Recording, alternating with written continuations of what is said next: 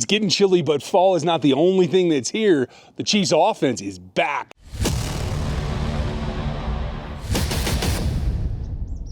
Welcome in, everybody. It's Ryan. I'm going rogue-ish, and the weather is holding off just enough behind me that we're going to do this walk and talk a little bit today. And I hope you're feeling better. I know it's been kind of a rough start to the season, but I feel like the Chiefs are off on their start, and they're going to be okay. Now, is it going to be as clean as it was? Is it going to be 35 plus points every week from now on? I doubt it. That's okay. It doesn't have to be, because they're going to be in good shape overall, because they have enough firepower to go any number of ways at this point. And that's really what it's about. You got to make sure that you can do whatever you need to do on any given week in any given way. And getting Brashard Smith into the action was step number one. I'm really happy with the way that they did that, because the Chiefs against the Ravens really needed that lift, that threat to go to the edge, to get loose and have to be tracked down. That allowed you to play just a little bit softer on the inside. I think that helped Isaiah Pacheco get his 5 yards a carry. Now, Smith is just starting out. I really like where he's going to go with this. And what he's going to be able to produce in this particular offense is just limitless, to be honest. Now, can he be as versatile as Jamaal Charles was? He doesn't have that kind of speed, and I don't think he has that kind of weavability, that ability to make guys miss, but he has the ability to get to the edge. He has the ability to catch the ball, and I think he showed that. I think stock is way up on him, and offensively, I think that helps, because that brings the whole offense up. And I think probably the lowest talked about piece of what Brashard Smith does is allows Patrick Mahomes to have an outlet that you feel can hit at any time because of what he brings physically to the table. Now, will Mahomes use it every time? I honestly couldn't tell you. I would love to say yes, but it isn't always that clean cut. Patrick has ups and downs as well. He was very much on against the Ravens for one particular reason, and that's because I think he just said, F it, I'm going to trust the offensive line. I don't think it was overly strong throws, although I think he let it rip more. The miles per hour was up on a lot of his passes.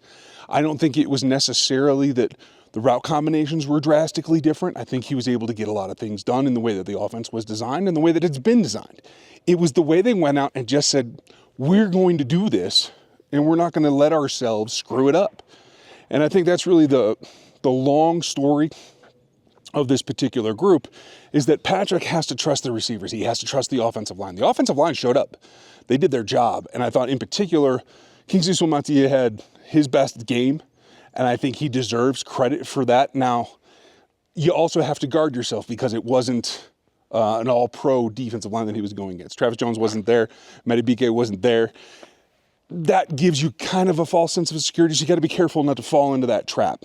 And there's going to be people all week that are saying that, it's 100% fixed and there's nothing else that you have to do for this offense to really hit its peak again. And I think that's wrong. I think it's short-sighted, and I think it sets us up to be frustrated again later.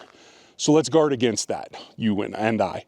I think also that in trusting Kingsley in particular and his performance, it allowed Patrick to do. Prophet X, America's #1 sports prediction market, is a peer-to-peer sports prediction market where users play against each other instead of a sports book versus the house. You will almost always get the best price on any spread, money line, total, or player prop, since you're playing against other people rather than the book. Prophet X offers dual currency system, either Prophet Points or Prophet Cash, and operates across 40 states. Use the promo code RGR and claim up to $200 in Prophet Cash on all plays for the first 30 days playing on the site. Prophet X gives you the best lines in the space, and you can even set your own odds on specific wagers on your players, all at Prophet X. Go there and use the code RGR. Terms and conditions apply. What we've been concerned about lately, when he's been leaving clean pockets, when he's been just too antsy, not confident enough in standing his ground, delivering the ball.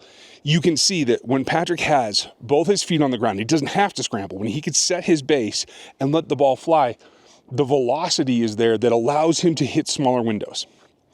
that allows him to hit Hollywood easier. It allows him to hit Kels easier because he's not having to manipulate when a window opens or the angle that it opens at. It's get back, plant that back foot, and actually let it rip. And when he does that, that's when he looks back like he did in 22, in 20 and 19 even. And that's the Patrick that you want to see. I think when you watch this week, what we need to see is that continue, but we need to see it even go up a notch. And what we saw against the Ravens was him kind of standing in and having an offensive lineman to his blind side in particular, where he let himself not get thrown out of the pocket, let somebody close, where he still had confidence that his guy was going to keep his back between the defender and Patrick, and understand that this space right here was exactly what was going to be there, and he was safe there. That's trust. And by getting to that point where he can trust, that allows him to be the maximum quarterback that he can be. And when he does that, that allows him to then evolve and work on that chemistry and build more. Nothing can help that more than doubling down on what you just got back in Xavier Worthy. And they're two ends of the rope. They're not necessarily tied together, the offensive line and the wide receivers. But for Patrick, they're the two things, the beginning and the end of his progression out of every single play. So having that cured, at least temporarily, for that ball game, and understanding that the Ravens were not in a position to keep up physically with Xavier Worthy, that gives you the upside to really take it to the next level for Patrick. And Xavier brings what he brings, just his presence. I think the key thing, yes, he had that end around leading rusher, which is still a problem. The run game is still a problem. Need to give it, I think, more in terms of like touches. 3.5 yards a carry overall. Kareem getting more touches, but not as much per carry. It still needs more. It needs to be fed. It's like a plant that you got to grow, the run game is. But having it, I think, allowed them to have that balance and that threat of Xavier downfield, and the run threat with all the running backs allowed the offense to kind of breathe a little bit and Patrick to settle down. So it's not just that Xavier can hit those deep plays, which there's nothing more beautiful than that over-the-shoulder catch. That's what he's here for. That's what he did in college the best. That's what he brings to this offense. And we kind of dodged a bullet. I'm going to tell you the truth. As far as Xavier Worthy's condition, his ability to play through the season, I was a little concerned that rushing him back, if he took hits, if he fell awkwardly, that he could be in danger of a re-injury. He took hits just fine. He looked normal to me. The way he physically survived contact and his reaction to it made me think that he didn't feel pretty much anything. Now, maybe there's other things going on. Cortisone's a wonderful thing. There's a number of things that could help that. But in the end, it's about the toughness of the guy. And despite being maybe the thinnest guy they've had in camp since Dat, he's tough. And I think that performance just tells you that, like, without even really having to debate it. He is a tough kid, and he's willing to put that out there in order to help the team be successful. And that's really what you're looking for. Now, you don't want to put yourself at risk of significant injury, especially for a career. But being willing to put yourself out there, that's something that I think Xavier showed here. And I know he's not the most vocal guy. He's not out in front of the cameras a ton. But I think he showed you who he is in that particular moment.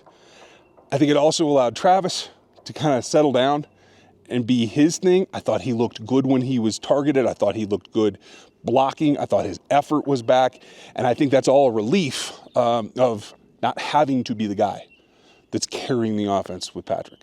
That is significant. Now, the defense, that's a whole other thing, and I think Spags is in late season form already in terms of the way he's dialing things up. The delay blitz was a nice wrinkle that he picked up from one of his proteges, which is a great turnaround. We talked about it on the live stream, so I think you guys know where I'm going there.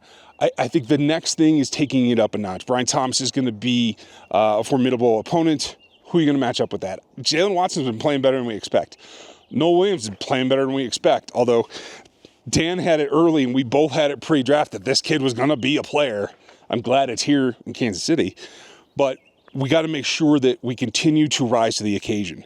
They can't take a step backward against the run, and ATN had a nice game last week, and I think for the Jaguars, they have to continue to be multifaceted for the same reason the Chiefs do, to give themselves room to breathe on their offensive style and their offensive scheme in order to be effective. So you got to guard against that. You got to play better in base. And I think probably the number one thing, and I didn't mean to leave this for the last, but I'm leaving it for the last. Andy's got to do what he did last week. A little killer instinct. You don't have to run it up on him by 30 points, but you got to beat teams you're supposed to beat, and you got to do it handily. You got to leave an impression that, holy shit, we don't want to play this team. That's what Andy Reid's job is, to prepare and deliver in the game call and not step back and be happy to win by 7 and not step back and be like, oh, we'll kick a field goal and we got this. Win by 15, win by 21, get it done so that there's no doubt. And that's, I think, the mission for him for the rest of this season. That said, I think they're going to be all right. I think they're going to continue. I think having Rasheed in the room is going to make his transition back better. And I do think that they're not all the way back, but we can see it from here. And I think they're going to be on their way. So let me know what you think. Put your thoughts in the column below. Hey, we didn't get rained on, so we made it through. Appreciate you guys. Fall is here, and so is football weather, and I'm ready for it. Have a great one. We'll catch you tomorrow. Thanks for watching this video from the team at RGR Football. Click these videos to see more, and subscribe to RGR Football.